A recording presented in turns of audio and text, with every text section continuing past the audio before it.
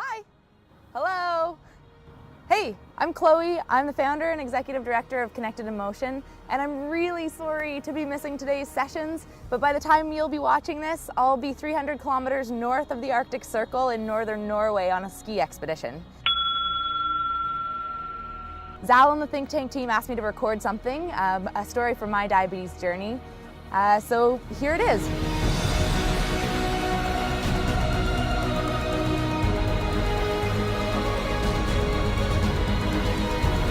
When was my moment? The moment that I went from unengaged to engaged, patient to patient activist. You are no longer a patient here. Those were the words that catapulted me back to reality after a long hiatus from the healthcare system. I'd been absent for too long. Can you blame me? I was diagnosed at 18. They were actually closing down the hospital where I was admitted, so I ended up in a room on the geriatric ward. From there, I went directly into a waiting room with a group of seniors, some blind, some with amputations.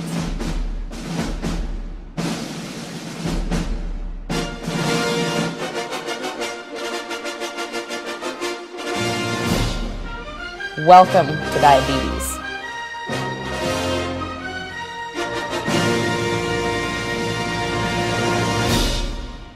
I ran far and I ran fast, away to university and towards the life that I knew I wanted to live with diabetes.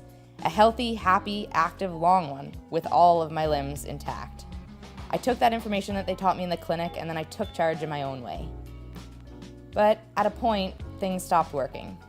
I realized I did need help to readjust to a body that kept growing and changing, a schedule that kept altering and flexing, and a life that kept getting more adventurous and complex. Reluctantly, I crawled back to the system. I didn't know that you'd lose your doctor if you didn't show up for a few appointments. I didn't know that nobody actually answered the phone at the CDA when you called looking for help. I didn't know that it was going to take months to get an appointment with an endo and weeks to get into a clinic. I grew furious. I grew frustrated. I was actively seeking out help and I couldn't get it. I couldn't crack the system's code. All I wanted to do was talk to somebody about my diabetes. Not in 6 months, not in a year, now. Looking back, that was just one turning point on my diabetes journey. But it was the first wake-up call that I had, that I was gonna have to do this on my own. I was gonna have to be my own advocate. Nobody was gonna be there to help me. I was gonna have to be persistent, ruthless, and I was gonna have to do this on my own. I'd go on to learn that even when you were involved in the system, there was no way that a 15-minute clinic visit was ever gonna solve all your problems. You are gonna shut your damn yapper and listen for a change, because I got you pegged, sweetheart. There was also no guarantee that your doctor was gonna have the same outlook on life with diabetes, or that they were gonna share the same kind of enthusiasm for your goals. Missy, let me break this down for you Bobo style. Life is scary. Get used to it. I was about to learn that I was gonna need more than the system. I was gonna need a community. Nothing in this world that's worth having comes easy.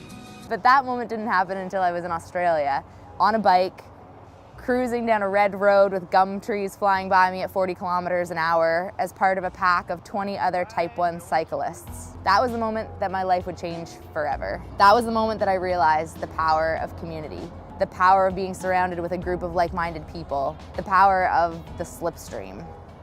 And in that moment, the idea for Connected in Motion was born, and I sprung into action. I'm really looking forward to hearing what comes out of these think tank sessions today, and look forward to meeting you all.